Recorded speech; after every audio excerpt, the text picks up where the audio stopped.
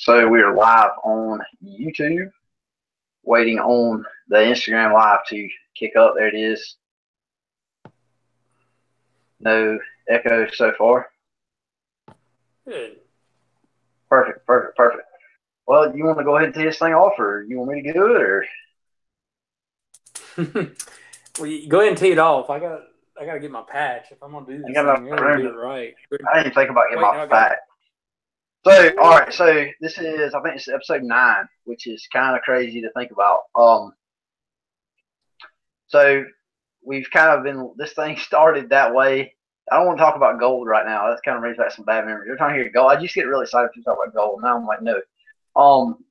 So this whole thing kind of started out of GoRuck, and please stick with us. We're gonna try to keep this kind of on track, not get too wild and crazy. This thing started off with GoRuck. Paul has done a GoRuck Tough in the past, and somehow peer pressured me, talked me into it. Do a GoRuck Heavy, which for those of you that don't know, that's kind of sort of, it would be like, let's put it like this. I've never done any sort of competitive thing before when it comes to a 5K or a obstacle course race or anything.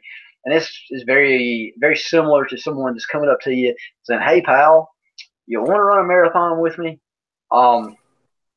It's kind of comparable to that. So we did that today's Wednesday. We did that this past Thursday into Friday. It's a 24-hour event. We're carrying lots of heavy stuff. They don't call it heavy for no reason. I definitely found that out. And it's a 24-hour event. You cover somewhere in the ballpark of 40 miles with a number of your closest friends that you never knew you had. Now, okay, I can do that, right? Well, go ahead and throw into the fact that you really don't get any breaks. It's pretty nonstop. And on top of that, you're wearing about a 40, when you're done with it, around a 40-pound rucksack on your back. So today on the episode, we are going to be doing a after action report, kind of talking about the good, the bad, and the ugly as it pertains to the GoRuck Heavy St. Paddys Day in Savannah. It was in Savannah, Georgia. Great weather, by the way. But we're going to be talking about that on this episode. And I think that's a decent introduction. And Paul, if you want to take it, I'm going to get my patch because I just want to prove to everybody that I did get it. So yeah, so I guess the first thing you need to know is Hunter explained the GoRuck. So the next thing you need to know is the where, the who. So this event took place in Savannah, Georgia. It was led by Cadre Heath, Cadre JC. We also had some, I want to say cameos by Cadre Josh and Noel. Was Noel the one that at one part we had one other Cadre that popped in? Yeah, it was I think his name is Joel. Joel. He made an appearance. I was kind of delirious at that point, so I don't remember what his name. So yeah, Savannah, Georgia. The event kicked off Thursday night at 6 p.m. We indexed around 6 p.m. on Friday night, and some other members of the team or some other folks came in later and did the tough. The tough happened Friday night at 9 to Saturday morning at 9. And then there was a light, I think, Saturday from 2 p.m. 2 to something. Yep. So overall, there was 38 of us started, 36 of us finished. We had one med drop and one voluntary withdrawal during the. Well, I think they were both voluntary, but one of them was for medical reasons. So I don't think the Cadre actually med dropped the person. They needed to. They were hurting pretty bad, so I need to get out of there. Man, how do you sum something like this up? It's 24 hours. I mean, people have written books about wars that have went on for years. It's hard to take something like that because it's different for everybody personally. Everybody gets something different out of it. I know that even though me and Hunter came from kind of similar situations and everything and similar background, well, we prepared for it kind of the same. We probably could take different things away from it. So I got a couple of questions, and the way this is gonna be kind of how we're going to frame the event and what it taught us is I'm gonna ask Hunter some questions, let him answer it, and then I'll give my response. So I've had a little bit more time probably think on these than he has, but this will just kind of keep the thing moving along. All right, so the first one is to Hunter. Would you do this event, more specifically a heavy, again? Truthfully. I want to say no because be honest. I mean, that's what this is about. No. Well, I'm trying to that's like we were talking about this a few minutes ago. Actually, but we didn't want to go too in depth, so I guess we'll go in depth. I kind of want to say no because it was terrible, absolutely, undoubtedly, and I guess maybe this just speaks towards the comforts that we all have this day and age. One of the hardest damn things, probably the hardest. You know what it was? It was the hardest thing that I've ever done when it comes to just a straightforward, no stop, let's go, keep moving, boom, boom, boom type thing. Especially when it comes to a physical event. Definitely the hardest thing I've ever done. Will I do it again? I want to say no because it's so terrible. But honestly, I got a lot of life left to live, and as bad as I hate to say it, I think I would. I think that you need to do things that scare the hell out of you every once in a while, and definitely need to do things that are outside of your comfort zone. And that's exactly what I signed up for. And if you're ever any Cadre listening, you gave me my freaking money's worth. So yeah, I think I would. I would very hesitantly do a heavy again. I would do a tough or a light, no questions asked. Cool.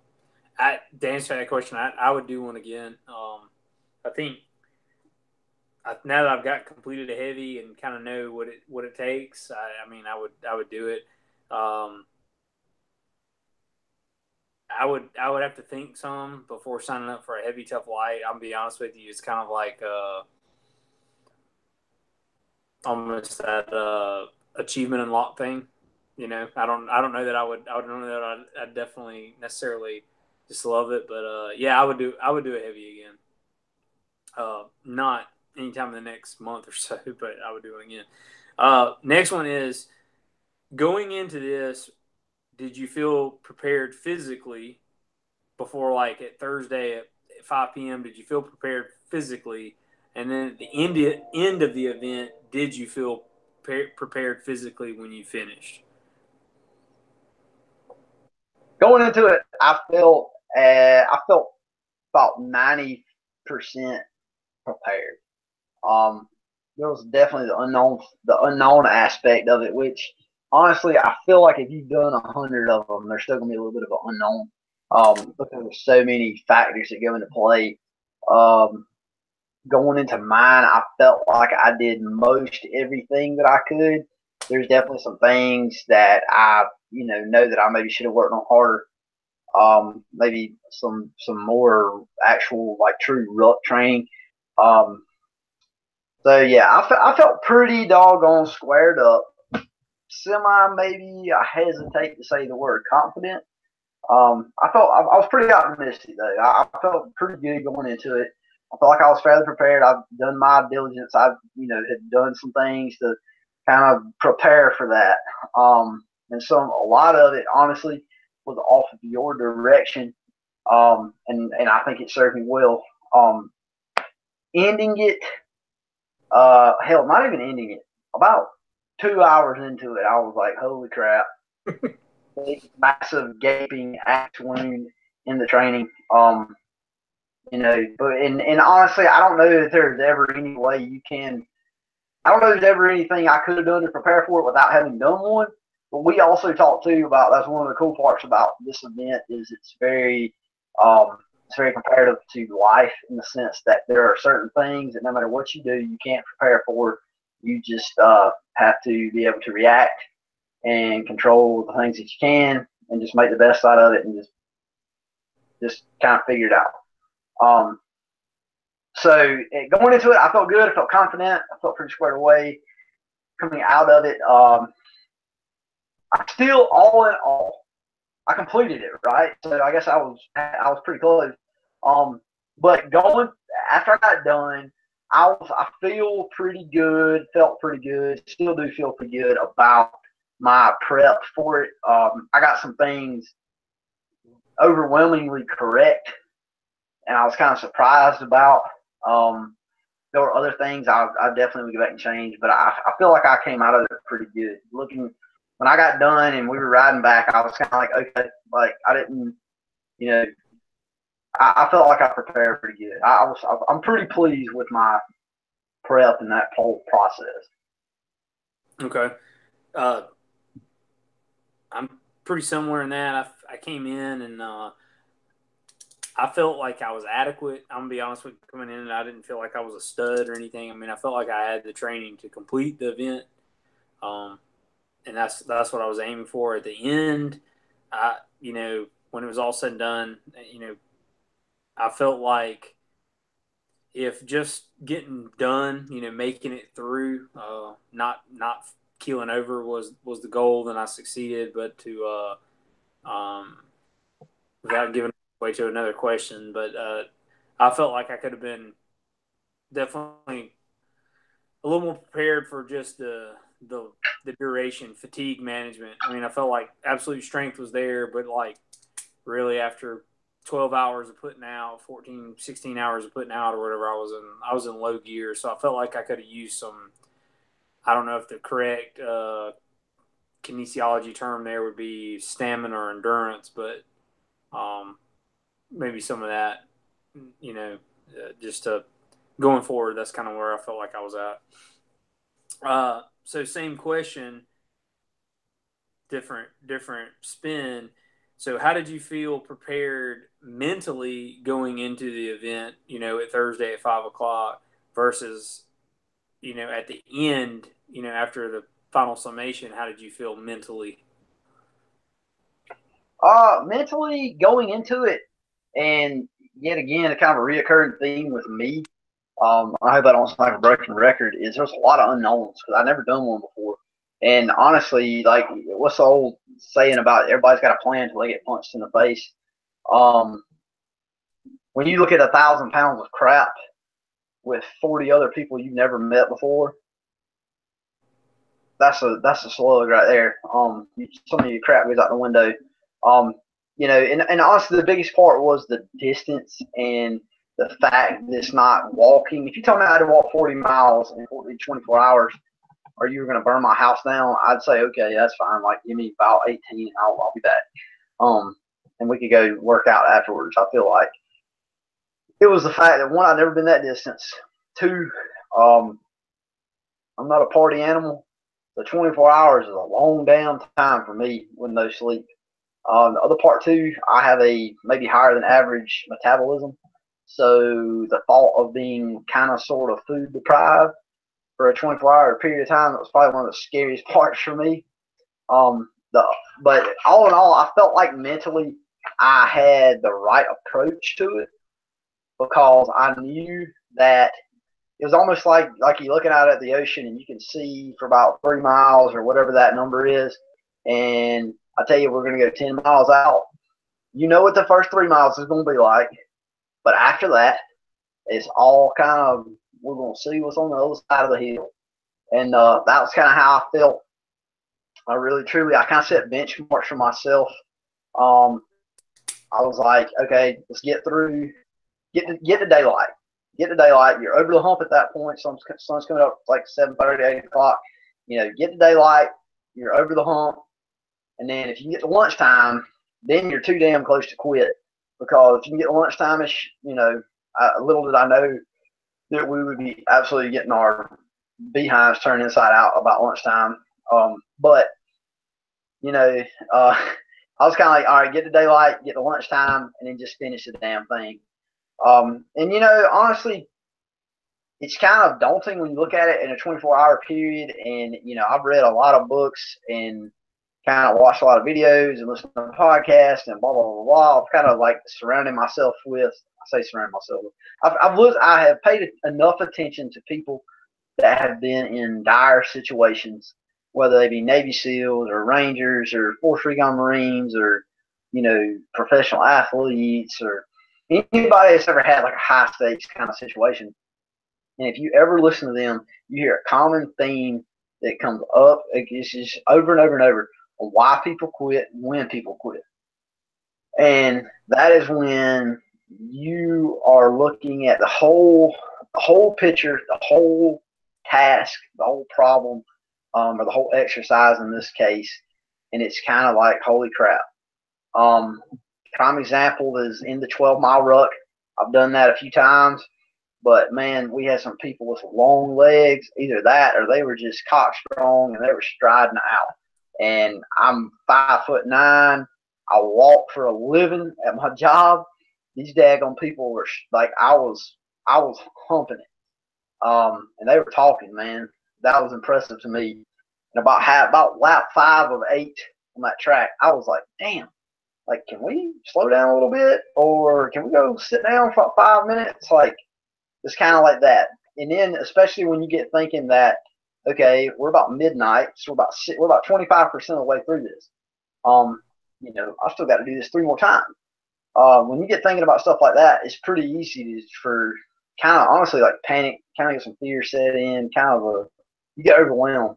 But a reoccurring theme you hear is people quitting or people getting emotional or panicking or scared or whatever whenever they kind of get overwhelmed by the problem. But you hear so many stories of people quitting when they got like one more push-up left, or they quit right there before they're done. So one of the if they got 3 sit-ups left to do to make standard. Prime example. You get hurting and you're like, man, I got 20 more hours to go. I need to stop. No, you don't need to stop. You need to keep freaking going. But I still feel like he's going to get those out of us one day. There's going to be a storm drain. I'm going to be walking by one day, and JC's going to be in the bottom of the storm drain. And he's like, you still owe me those sit-ups. I have nightmares about it. I have nightmares about that and Jeeps and Tanks.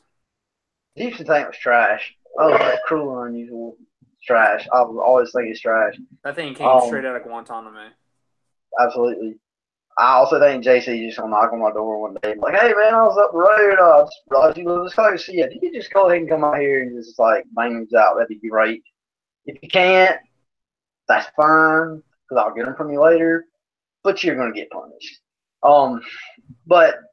But no, one of the things though that I think I said this out loud a bunch. People probably got tired of hearing me say it, and they're probably like, "Why does that guy keep repeating that?" And I was telling myself, is to keep your world small, one step at a time. How's an ant eat an elephant one bite at a time? That kind of thing. I probably said that out loud a million times, and if anybody got tired of hearing it, I'm sorry, but I'm not sorry, because I was telling myself, just keep your world small. If things suck, just keep going, because I got some pretty rough spots, some really dark spots in there. But it was just one of those deals. Just shut up. Just pick a flagpole or pick a light pole and just go to that. And then when we get there, you're going to surprise yourself, and you got to go to the next freaking light pole. And you'll be done when you're done. And then a couple days later, you'll be okay. Here we are. But when I got done with it, I was pretty pleased. I still am. Like I said, kind of once we got over the crest of the hill there, things got kind of dicey for a little while. But that being said, I really think that GoRuck has coined one of the greatest phrases in the world, and it's DFQ, and it's don't you figure the F word out, quit. In Cadre Heath fashion, we'll say don't freaking quit. So don't freaking quit. And I kind of said that to myself a lot, and there was some people in front of. So I'll say this: one of the coolest parts. Let me like derail for 2 seconds. One of the coolest parts is the patches on the backs of some of those people. I saw a couple DFQ, don't freaking quit patches, and you're just sucking wind, hating your life, wondering what the hell you ever did to get yourself in this spot, and why you can't just quit. And you look up, and there's a patch like this far in front of you, arm's length, break contact. This is DFQ. So you're like, damn it, like, okay, I can't quit. And then there's a dude up there with like a Jocko like rash guard on. You're like, crap, I can't quit. There's Jocko up there. And then you had Alicia from Athens, the Looking for Donuts girl. She had a patch, and I never figured out. I literally stared at this thing for miles, and I didn't understand what it meant until later. It said wetsu, WETSU. And I don't know if you know what that means or not. It stands for we eat this shit up. I did And I not was know. like, I thought I I saw that didn't. too. I didn't know that. I did not know that. Yeah, see, I didn't know that either. But like, I was like, man, I was staring at that thing, and I was like, you play games with yourself, like almost like to pass time, get your mind off what you're doing. And I stared at that thing 100 times, like trying to figure out what is wetsuit. And I was like, is that like freaking some like some saying from Iceland or something? Like, what the hell is wetsuit? Like, what is that? But yeah, that's what it stands for. So looking back, I was like, that's kind of cool because you're sitting there just suffering and you're looking at wetsuit. So I'll always remember that. Like, I almost want one of those patches now because I know that's what it stands for. And while I'm sucking, just absolutely just eating dirt, I look up and it's like, we eat this shit. I was like, okay, got it. That's what's up. Yeah. That's what's up. So for me mentally coming in, I thought I was where I needed to be. I'll be honest. At the end, when I got the low, I mean, I kind of knew there were going to be some low spots come in. I knew that throughout the night I'd have some low spots. They hung around a little longer than I would have liked, and then it was hard to fight the urge, especially in the last quarter, not to gray man. So I don't think that was so much as a physical thing. Like I battled with that a little bit at the end, like as far as like pulling my part. Like I was there. I mean, mentally I was moving towards the finish line, but like I'd catch myself taking maybe a little longer break than what I knew I needed to, or moving towards lighter coupons or something. And while I think that is human nature, you need to guard against that. You don't want you don't want to make that a habit. And I mean, if you're legitimately hurting and need a break, that's one thing. But anyway. So I was pretty pleased, but I think that that's something I could work on. Is there's the low spots hung around a little longer than I'd like to be. I thought that after you kind of ignore them for a little bit, but I think unless you've done something like that for 24 hours and you know what that feels like. So that's the first time I'd ever done it. So maybe that's just now I know for next time.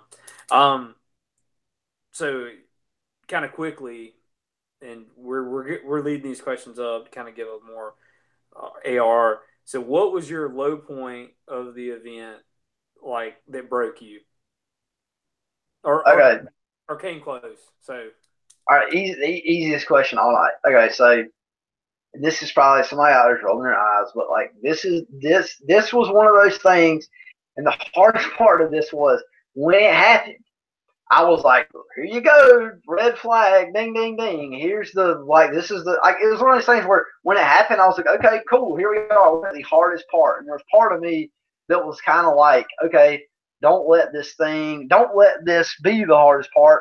Make sure you recover good from this. Don't let this ruin you. But I don't know if it was just it's almost one of those like a chord, like a domino effect. Where it physically happened and then it ruined me mentally. And I'll go into what fixed it in a second because it really just ties into the GoRuck thing. So my feet, I was doing pretty good. I was wearing ultra superior like trail runner shoes, darn tough socks. Great system, love it. Like wouldn't change anything on that. But we were at, I don't know, we're getting close to the 18-hour mark, about 17 hours. It was like 11. It was about 11 o'clock. I'm going to guess about 11 o'clock in the morning on Friday. So we're coming up on 18 hours. We went to Forsyth Park in Savannah. And we had already done the PT test, push-ups and sit-ups and all that good stuff. And then we stopped and, Forsyth Park, first off, absolutely gorgeous, gorgeous place for freaking torture. So we stopped underneath some trees, And anytime you stop and go, like, you kind of get a little nervous because you're like, oh crap, we're definitely not going to pitch a hammock or anything and eat sandwiches. So we stopped, and JC was like, okay, cool, y'all made it this far. That's wonderful. That's great. That's good. We're going to do a second PT test. The night before, he had said we were going to do one. And so we're going to do PT test number 2. And it was his PT test. No problem, right? Okay, I can do a PT test. Sit up, push ups, pull ups, like whatever. Well, instead, it was, and this was one of those things, man. This is like being tired or showing up to a CrossFit class a little bit hungover, and then they announce the workout and it's like double Murph or something. Like it was like almost, it was almost devastating, to be honest with you. It was 100 burpees, a mile run, 50 burpees, a mile run. He usually does it in like 32 or 35 minutes. But this time around, because it was kind of late in the event, he's going to give us 45 minutes. So automatically, I kind of was like, well, we're not getting that time because I was whooped. Call it what it was. I was whooped. Feet were kind of sore a little bit, but whatever. We're going to give it hell. So I went through the burpees, I don't know, as quick as I could, I guess. The catch with that is you can't totally go balls out because you still got, another freaking 6-8 hours ahead of you. So here's what happened. 100 burpees, mile run. I did the whole walk a little, run a little, walk a little, run a little kind of thing. Did it okay. 50 burpees were easier than the 100 for multiple reasons. Well, when we rolled out of there, it was a mile run. Basically, you went down the middle of Forsyth Park. You made a lap around the block and then back up the middle, and it was right at a mile. So that second mile, I ran right down the middle, because I'm trying to move time, right? And I was feeling pretty good. And I was running, and your feet are going to hurt at any distance. So you kind of got to find different spots to run and put that pain. When I got almost to the end where the statue was at on the, I guess it'd be like the southern end of Forsyth Park, I had a blister on my left foot. It ruptured. It popped. It busted.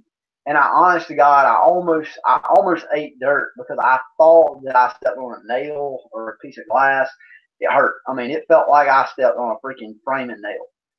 And I was like, keep going, keep going. So I like hobbled about 2 or 3 more steps, and I was like, dude, you got to stop for a second. That's when all the alarms and red flashy lights and everything was going off of, oh crap, here we are, worst spot. And I didn't want to take my shoe off, but I kind of felt like I had to. I pulled my shoe off, and it's like bloody, milky water running out of my foot. Big blister. This thing was big. I would show it, but we're not going to do that. Anyway, so I squeezed the water out of it. I dried it off with my super sanitary short sleeve shirt and put the sock back on it, and I proceeded to just hobble. And with that, I had a couple people that were coming up behind me that were on the team. They were all like checking on me and stuff. And I kind of was asking questions I already need to answer to, like, this ever happened to you? What do you do? And, everybody was like super supportive. And honestly, that's one of the things that helped me get through was the fact that I had people that were like running with me. And I got to, even with the busted foot like that, where I was still running a little, walk a little, run a little, walk a little, even on a busted foot. And that son of a gun hurt, man. That was by far, that was like the welcome to the game kind of moment to me. Because everything other than that was just work, just hard work. And then once that blister busted, it was game on. And I would honestly say for about the next 3 or 4 hours was the hardest part of the entire ordeal for me. It was from the time that blister busted until after we got wet. That was the hardest part for me. But the big pinnacle moment for me was when I busted that blister. And I honestly, as bad as I hate to say, I think it was almost as much psychological as it was physical. I know that took 10 minutes to talk about a freaking blister, but it's a big deal. No, it's good. It's good that you. So mine was we had made our way down to Riverwalk. Wasn't really good at estimating time. We were at Riverwalk. Somebody asked what time it was, and I'm in my mind, I'm going, oh, it's like 3:30, maybe 4 o'clock. We got this. And somebody was like, it's 1:30 or whatever. And I was like, it let the air out of my tire. It just deflated me. And then we had a pretty long movement to the next part, which I think was at Daphne, whatever. Anyway, it was a long movement. It was, at that point, it was pretty warm. Everybody was hurting. I don't have to explain, how it just wasn't very pleasant. And we took some casualties. We went way over. I think we wound up with 2 casualties by the time we made it there. And I was kind of in a low spot. And then so I was kind of low. Cadre chewed us because we weren't really putting out. He could tell we were sandbagging a little bit. We had some members that were about to drop. That we had a member that was a teammate that wasn't doing, not a member, teammate that wasn't doing really good. Cadre jumped on us, Heath, and he kind of chewed that butt a little bit about what we were doing. And I was kind of in a low spot. So this is, and I'm going to tell my come over story about this. So and I just was like that it not being nearly as late as I thought it was just like hanging over me. So at this point, so I hope everybody's watching at home so they can laugh along with this. So at this point, Hunter's beside me. I'd gotten to the point where I wouldn't even sit down when they gave us breaks because standing back up was more painful than just standing there. So like getting down. So Hunter's like digging through his bag. Now, before this went on, if you guys watched, I've been giving Hunter like heck. He's like, I'm wanting to bring all this food. And I was like, man, you don't need that much food. So I don't have any food left at this point. Like nothing. Like I got tailwind and like some wrappers. I was like, yeah, I didn't lick all the I didn't I didn't suck all the goodness out of all that good stuff in there. So I'm sitting there and like I'm looking, Hunter's over there like rummaging through his like freaking 6-course meal, and I'm sitting there looking, and I wasn't really that hungry, but I was like, my man's like chewing through there. He pulls out this Snickers bar and he like takes a bite of it, and I didn't say anything, but I was looking. I was like, God Almighty, that thing looks good. I looking down at it, and I was like, I ain't gonna say nothing. Well, Hunter he must have felt like my laser vision like burning like through the top of him, or my heavy breathing. I don't know what it was, and he's like, man, you want a Snickers bar? And I was like trying to play it off, like I was cool. I was like, oh, no, if you got an extra one, I guess I'll take it. And my man rolls up, gives me the Snickers bar, and that thing, it might as well have been like filet mignon from like this 5-star restaurant. I've never had something so good in my life as that Snickers bar. And that was like all it took to completely turn me around. But I was like savoring that thing. I was in there. I was like, I don't know. I actually might have been making noises when I ate it, but I know on the inside I was like, just that was the best Snickers bar I'd ever had. And once I got that Snickers, did I give you a 5-hour energy too, or no? Yeah. So like I was like, the combination was not good at all together. By the way, like for the 5-hour energy after the Snickers was, but that Snickers was so good. And so it's funny how my lowest point was right beside one of my highlights of the night, like that Snickers bar. And I've always liked Snickers bars, but they hold a special place in my heart now because they don't. That Snickers bar brought me back to life. It was like getting hit with a defibrillator. Let me ask you. I mean, if it's all right, we'll just talk about the bone breaker too, because I think you just did yours. So I just talked about how my lowest part was basically after that blister busted, and honestly, from there down to River Street and back to Daphne. One of the hardest parts about Daphne is going to Daphne. It was so damn hot. And I say it was so damn hot. I mean, it was in the high 70s, mid-low 80s. I mean, it was hot. And I was running tailwind, so I wasn't totally like, I wasn't getting headaches and feeling woozy or anything, but it was hot. So anyway, I was just dragging. I mean, just straight up dragging. And when we got to Daphne Park, like where you got the Snickers, is we got basically we were given a proposition. You can do the PT test again, or everybody as a group can get wet. And I was praying, hoping, like crossing my fingers, toes, and like my legs and everything that we were going to get wet. Because as much as cold water sucks, and it was daylight, so it was fairly warm. So I was like, okay, if we had got wet the night before, I was almost a little scared of the water at that point. But We were going to get wet. It was daylight. It was warm. We're getting closer to the end. You can run anything out for a couple hours. So at that point, we were given a proposition, so everybody chose to get wet. Great. I was super excited. I was probably one of the only people in the group to be excited about that, because that meant that I got to get my feet and my legs and my sore, aching body in some cold water. So that was my resurrection, was getting in the water, getting cold, and then thankfully, if there is such a thing, two of our guys, I don't know, they didn't make it in time or something. They got sidetracked, and we had to get in the water twice. And I just wanted to take a second to apologize. There were some real nice folks that were fishing over there, and 36 folks jumped in the water like 100 feet from where y'all were fishing at, and I apologize. I don't know about anybody else, but I would have been really pissed off if 40 people come and jump in the water 100 foot from where I was fishing. I don't know what they was going to catch anyway, but still, I just got to say that. So got in the water, legs automatically felt better. And then the Snicker thing happened. And I'm going to tell you this, I found the miracle magic potion for feeling from 0 to 100, just like that. Take 2 ibuprofen, kick about some water, eat a Snickers, which I think is a common trend at this point. Eat a Snickers, and then drink you a 5-hour energy from Aldi.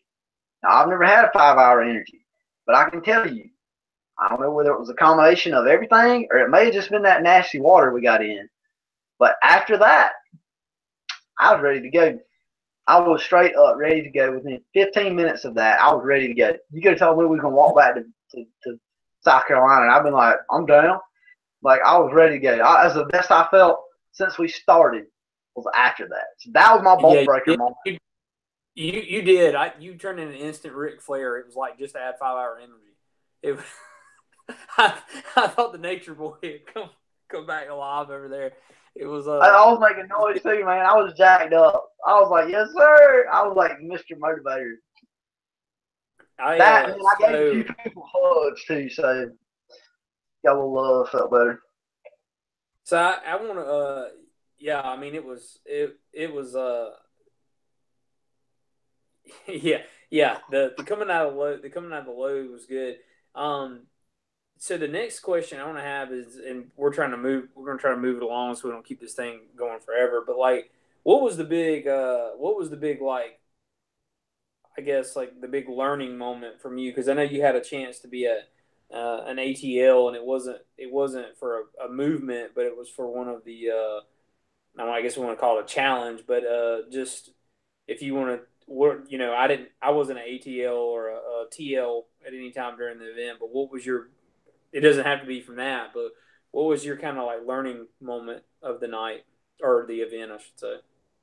I think my biggest learning moment there's kind of two of them that a couple of them I want to go over. The biggest one is when we got done per se. We got back, and I think we all kind of deep down in the back of our heads knew it. But when we got done, we got back when we were starting to index, we got back to the armory where we started, sat everything down, kind of got formation, and I think they were kind of trying to size everybody up. And like I said, I think we all kind of saw it was coming. But basically, we weren't done yet. We were done, but we weren't done. At that point, we had to do some more stuff. We had another challenge. Basically, it was probably about a 200-foot total, 250-foot total run, sprint, whatever. But it was as a team, so everybody's basically like grabbing backpacks. And so my biggest take home on that was you always got more in the tank. And it's kind of funny how things ebb and flow like that, because like literally 4 hours before that, dude, I was like, I ain't gonna say I was getting close to quitting, but man, I was playing whack-a-mole with the demons. Like, get back, quit talking to me, stay out of my head. I'm not doing this. So it's kind of funny how 4 hours later, and it may have just been a Snicker bar, but 4 hours later, I had all that energy and I was good. And especially when you know the goal, you know the end's right there, man. Like, you can just dig and just finish the damn thing. You know, when I was done now, after that patch was in hand and we were totally done, I mean, that was that. You know, you couldn't have paid me enough to pick that thing back up. That, and then one of the things that we've talked about too is, and this is a life lesson right here, is don't ever, ever, ever, ever count people out. Because man, I'll be honest with you, I went into this thing. We talked about it, feeling fairly confident, fairly, you know, good to go, a little gung ho, maybe a little cocky, possibly. And man, there were people in there that were, you know, people in there that you could look at on a day-to-day basis and think, okay, maybe this guy will do it, maybe not. That straight up killed it. And there were some people in there that were smaller, or they just they aesthetically they looked like they were in lesser shape, or they weren't as conditioned, and they absolutely smoked it. You know that, and then the other part too, man, is just that people. It's funny how when people that, you know, when people come together for a common cause, a common purpose, common goal, that they can do so much. Because there's people that hell, I still don't even know their name, but I was on that run after that Busher pot that I was running and literally just talking to them. And they were telling me, let's go, man. Just come on. Let's just keep going. Like, it helped me a ton. Whereas if I had been walking and running by myself, I'm not going to say I would have quit, but it would have been, you know, it would have been 10 times harder and taken a lot more to recover from. So you always got more left. Don't ever like judge a book by its cover, and you take that however far you want it. But the other part too, man, is like really lean on the people around you, and you know, it's pretty cool to see what people can accomplish when they work together.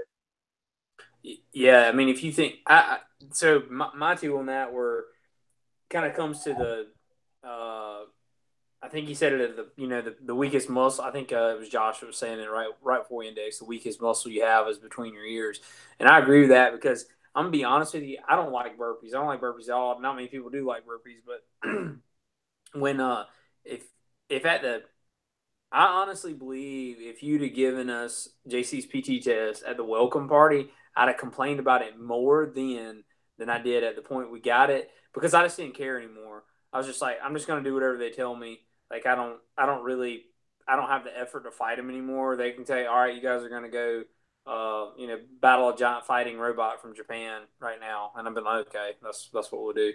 So, I mean, I got there and I pieced together a decent time, nothing to write home about. But honestly, considering how many miles and how shot I was pretty happy, you know, that I was able to make it under the hack. The next one is kind of interesting because I'm going to be honest with you. I purposely did not raise my hand or anything when they were asking for leaders to get up there. Like, I didn't care anything about it. Like, you know, I wasn't going to volunteer. But the one thing I noticed that it was really interesting is that there were some that were better than others. Like, some people just have the knack. Some people have learned it through work or naturally better. You know, maybe they've got military experience. Maybe they are just better leaders for whatever reason than others. But there's two things about that. One is that the group will still listen to you, and they'll take, you know, for that time frame that you're there. They're going to give you a shot. They're not going to be like, oh crap, this person doesn't know. They're going to give you a shot, and at the end, they're going to give you feedback. And even if you weren't good, that doesn't mean they hate your guts.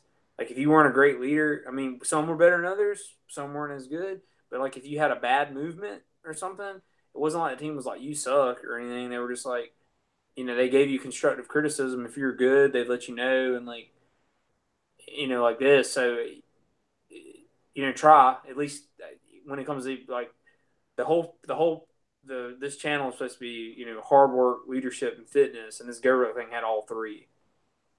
It was we had to do all three for 24 hours.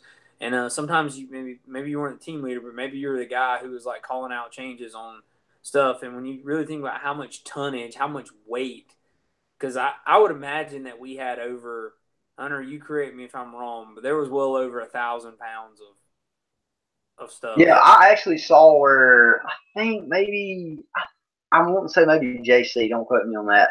that he had posted on Facebook where it was it was at or over 1,000 pounds. It was 1,000 pounds worth of stuff, and then we know we covered at least 31 miles, not counting the runs. But then I've seen a post, I think, that was saying that it was they had tracked it up to like 36. Well, all right. So time out 2 seconds for some metrics. Alicia from out of Athens, Rucking for Donuts on Instagram. She posted. She had her like run tracker thing, and it was like 35-ish miles, 36 miles, like 35.9 or something, and that was without the 2-mile run. So hers says 37. If you want to poke in the runs, I Googled it all up on like Google Maps, and I got about 31. Either way, you're over 30 miles, 1,000 pounds. Our service project was bags of dog food. We had 35, we would call it 40 people to start out with. Everybody brought a couple pounds of dog food. They were sandbags, probably 6 or 8 sandbags total. We had a concrete like parking bumper, reinforced with rebar, so extra heavy. We had some wooden crates, pallets, big pots of gold, meaning big like 3/4 inch shank shipping chains are about 10 foot long, which Navy buddy of mine said those weigh probably around 100 pounds each. So yeah, we had a lot of weight. We had a T-post that was acquired. An acquired T-post, courtesy of the I don't know, somebody in Savannah, maybe somebody selectively found that. And one way you can look at it like this, if you know, for some simple math, is that if you had 1,000 pounds divided by 40 people, that's about 25 extra pounds a piece. So if you showed up and you had a loaded ruck that was 25 pounds, then you could say that on average you were loading, 65 pounds. But even that doesn't. I mean, if you'd have given me the option to carry 65 pounds the whole time or be under one of those coupons, I'd have took the 65 pounds hands down. But I mean, a way to look at it is the weight carried by the team. You can average it out, and that kind of lets you know. Weather was perfect. I mean, you couldn't ask honestly for better weather. Got a little cold that night. If you stopped moving, but honestly, when you were moving, felt good. It got warm up during the afternoon after we got to the River Street. The kind of a funny story I'm gonna tell. So GoRuck headquarters was there with this like fancy gyroscopic camera, and I went through this orientation like, don't look at the camera, don't acknowledge the camera's there, right? So in my infinite wisdom, when filling my bladder up before this thing, like I put my tailwind in and everything, I put my bladder hose in, I get the quarter turn, I'm like, all right, good to go, I'm ready for this thing. So we do like some pull-ups, we did like some chain runs and some other things, and I'm like, okay, bear crawl. So I'm lined up on the starting line. We get up in the bear crawl position, and like JC's giving like instructions, and when I turn and get my rump higher than my head, it starts just dumping water like down over like the back of my neck, just pouring out this ruck. So I proceed to dump essentially a gallon of tailwind infused water like right down the back of my neck, and it's like pouring and it's cold because it was. So then the gyroscopic camera's like right up in my face, and you're like, don't look at it. So I'm like drowning, like it's like sputtering, trying not to look at the camera. And JC's like bear crawling, like I'm starting to go, but I can't see him. I'm like, I'm gonna run in the camera. So within the first 10 minutes, I had a little bit of a panic moment because I'm like, I'm out of water, like like bone dry, like I'm completely out of water within the first 10 minutes. And I was like, if he dies, he dies. Like I think I came over there and took a draw off your. I'm pretty sure you did.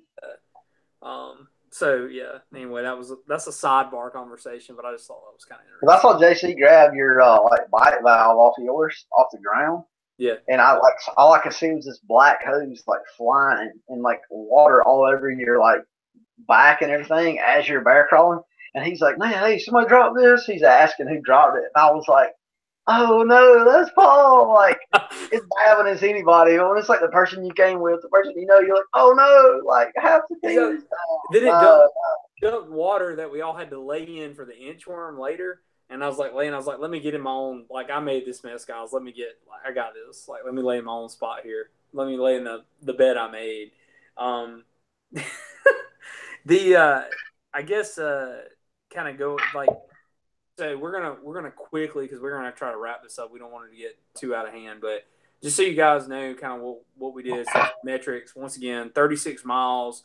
We were 24 hours. I think we wound up right at where we at, like 36 hours without sleep.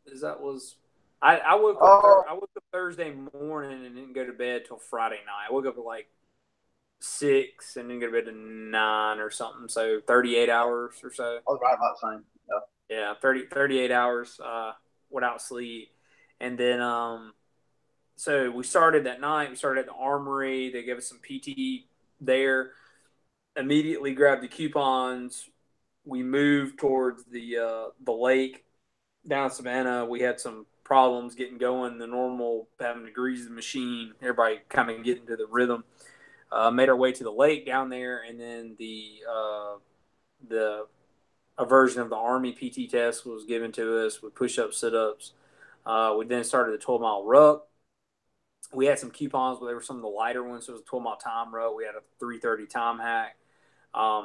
And then the rest of the night really consisted of the kind of the model that was given was had all your coupons. You would make a movement, usually around, they averaged around 2.5 to 2.5 miles. Well, about 2.5 miles what they averaged. So it was movement within the time hack, get to the location.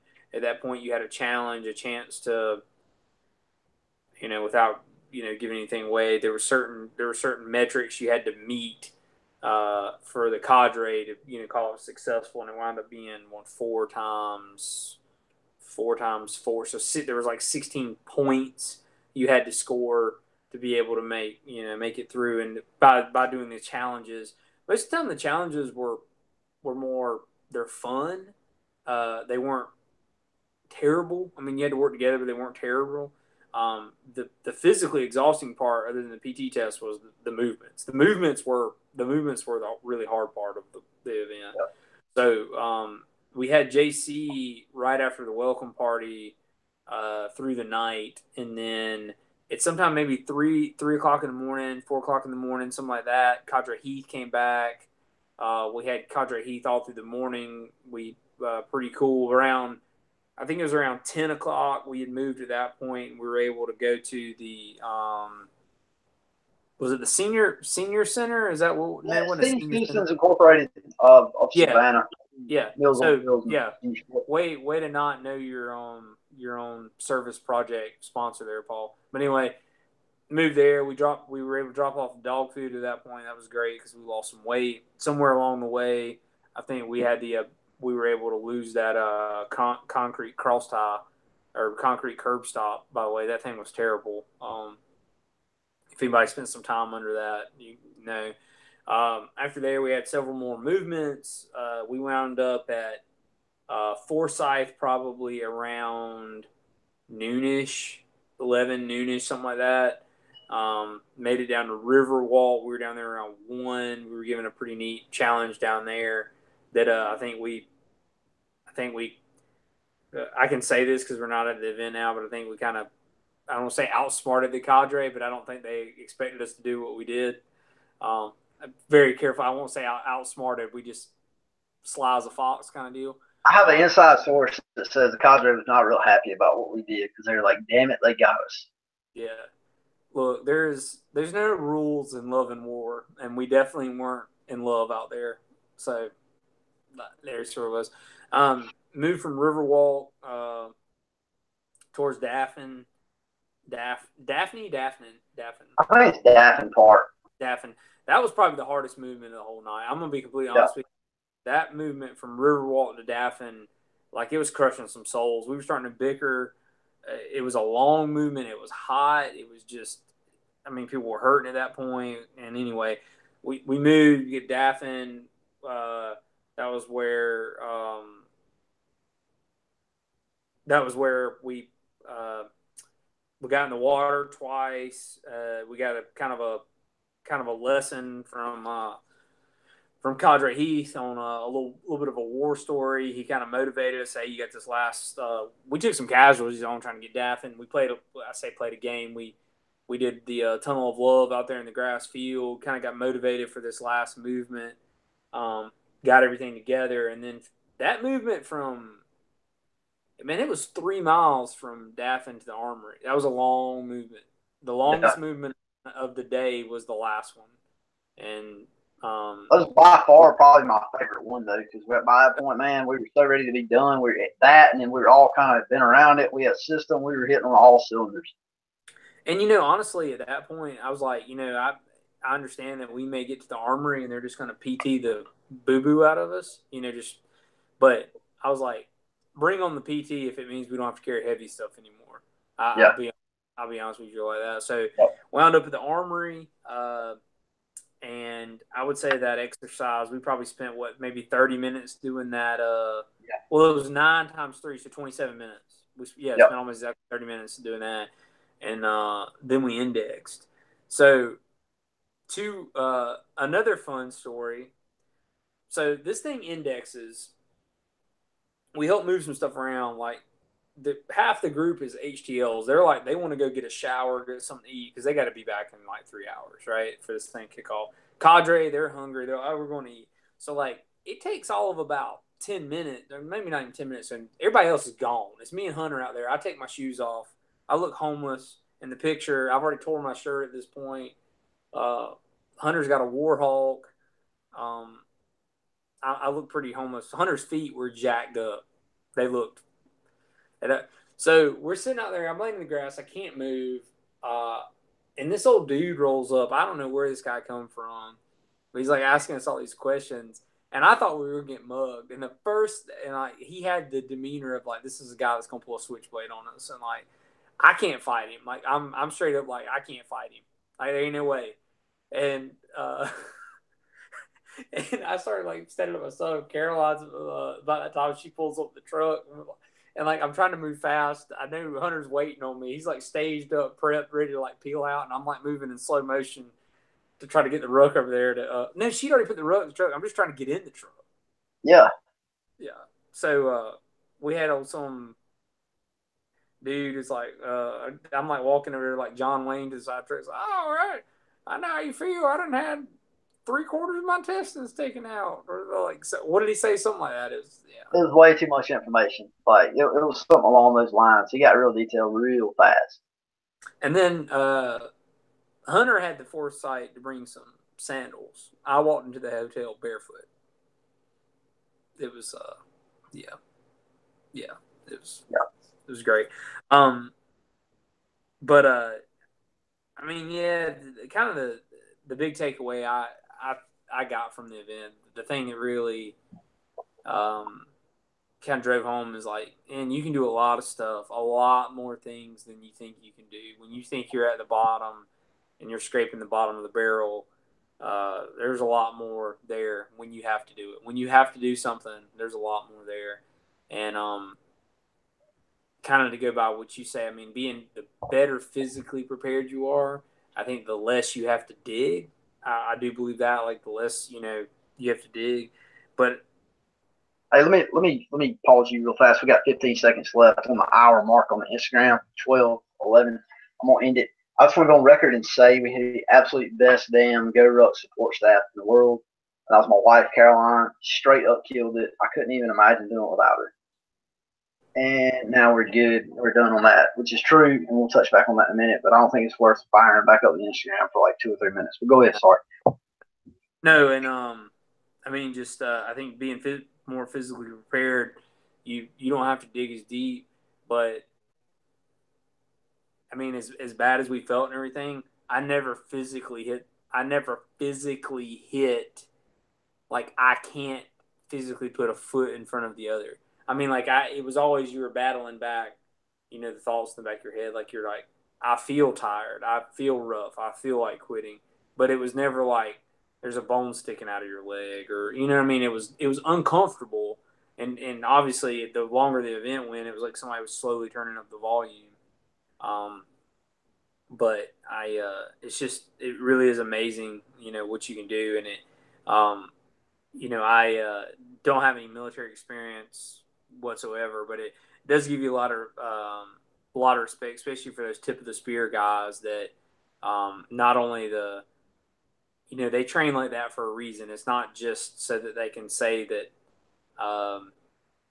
talk about how cool they are. They hold their standards up so high because you get those stories like Cadre Heath was talking about. You get those things, and definitely gives you a level of respect for the guys that have went through special forces assessment and selection, the guys that have went through buds, the guys that have went through recon school, and any number of the other tip of the spear kind of guys. So to kind of live in their world for 24 hours kind of opens up your eyes a little bit. Yeah, I couldn't agree more. I talked about how for me, I think we had talked about this. Well, I think I've talked to everybody about this. Like the scariest part for me was the fact that I'd never done anything remotely close to that, especially that distance, that length of time. And it was gonna. I knew that it was gonna get to a point where we were kind of out there in open water, and and I got there, and I think I'm better for it. And without getting too romantic or cheesy, I think it's just a testament to what happens when you don't quit, when you really do push yourself. And being a first responder, I've seen some things, been around some things, been in some situations that kind of throw a little perspective on you when you get done with them. And frankly, I rank this right up there with them. When you get done with it, and you kind of, I don't say you're changed or anything, but it throws some perspective. I was joking about how Saturday evening I was eating dinner, and an older guy was telling me about how one time he went whitewater rafting, and the next morning he was so sore he could barely pick his coffee cup up. And here I am, like less than 24 hours from doing this freaking GoRuck. I was ready to punch the guy in the throat because I was like, dude, shut up. Like, that story don't count. Yeah. And all that stuff's tiered too, because you think about like what we did, and then there was people that showed up that literally did everything that we did. They did every single thing, came back 3 hours later and did it for another 12 hours. But anyway, go ahead. Sorry, got it. No, absolutely. And that's what I was just about to say, is it gives you that perspective. It's the it's 2018. Life is easy, okay? If you can watch this, it means you've got a computer, a smartphone, whatever means. Life's easy, life's good. We all got problems, but man, 100 years ago, we wouldn't have near a fraction of things that we got. And I think it's important that we seek out ways to challenge ourselves, to inflict stress upon ourselves, to give you that perspective. And GoRuck has definitely done that. It's very accustomed to that. I can honestly say this: if you don't take anything away from this podcast or whatever this thing is, that GoRuck to me, especially a heavy, and it's scale, man. If you've never done anything and you're not in great shape, go do a light. Like, there's nothing wrong with that, man. They're all difficult in their own right. You got the tough and the heavy, and there's your heavy, tough, light, heavy, blah blah blah. A GoRuck event, by far, bar none, to me, in my opinion, is the greatest test of physical, mental, emotional.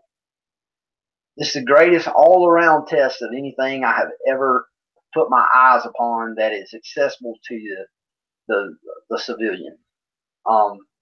You and me can't quite just go walk up to Buds and sign up and go do that. But I'm gonna tell you something. If you ever wonder where you're at, go do a GoRuck, and you're gonna go do some real deep conversations with yourself and ask and answer some real deep down questions about yourself. And if you're wondering where you're at physically, like I said, mentally and emotionally, but if you're wondering where you're at, go do a GoRuck. Especially, maybe figure out what time period and distance you're comfortable with. Maybe go a little further.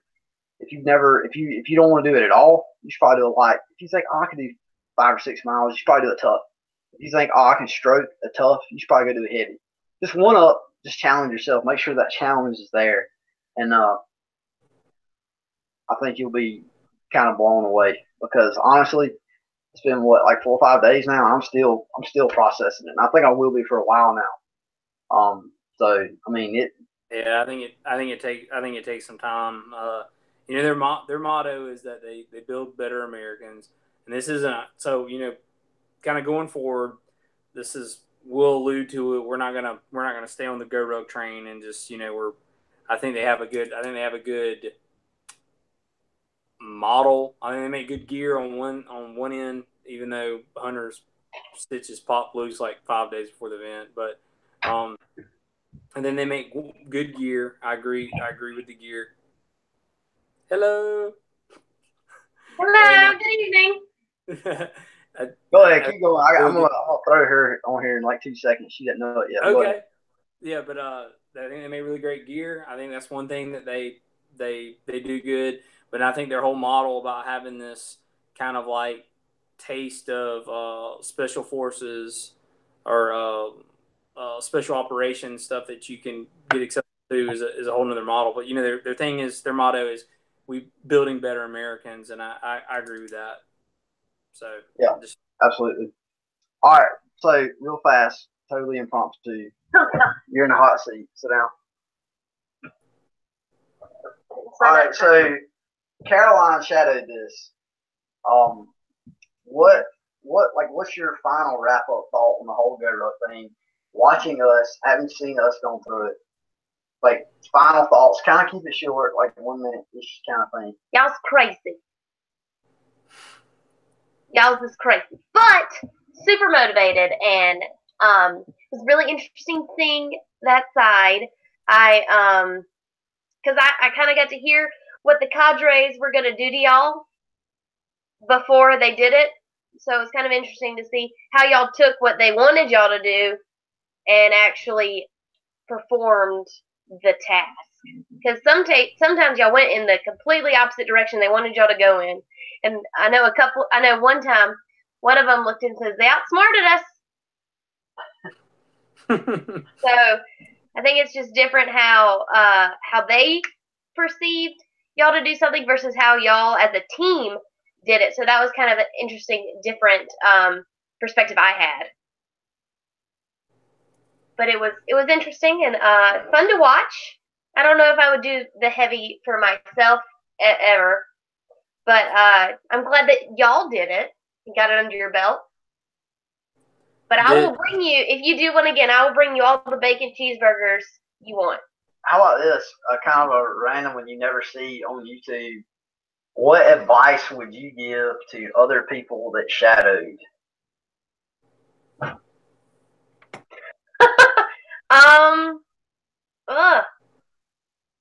Bring snacks. A good camera. The cadres like snacks and drinks. But I'd say if the cadre does not give you a way to find out where the group is, you should have an alternative plan to do that. Because I don't know how much detail you want me to go into this. No, I'm just kidding. Okay. Hunter and I had an alternative plan to how I was going to catch up with the group that worked out really well.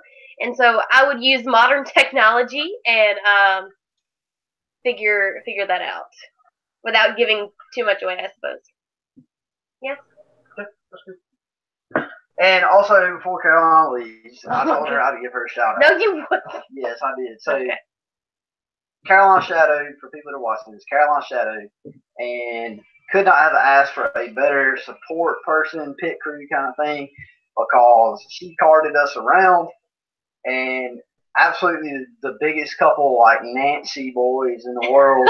When we got done, I was very close to leaving that expensive rucksack laying on the ground out there in Savannah, and just coming back and getting it later.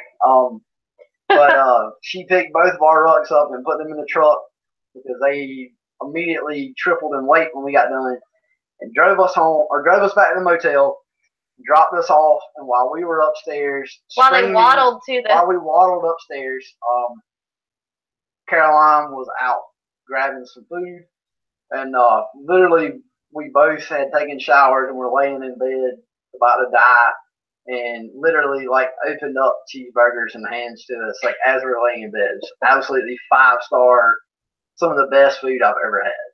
All it takes is the Five Guys bacon cheeseburger, and you're new. Yeah, big shout out to Five Guys and Olive Garden for the Hashtag not sponsored. Not sponsored, but if they want to sponsor, it was yeah. Thank you. It was money. You're officially off the hook for the whole Thanksgiving workouts now. Sweet. Yeah, you are. You. It's been expunged. All right. Well, let's wrap this thing up. Love you.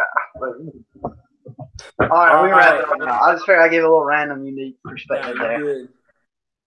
All right, so I advise anybody to do one. If you got a chance, it's a little bit of experience, and if you can email us or I guess we're not on Instagram anymore, but shoot us a message on here, leave comments and on the YouTube stuff, and we can respond from there. But that's really all I got, Hunter. Yeah, absolutely. Keep pushing yourself.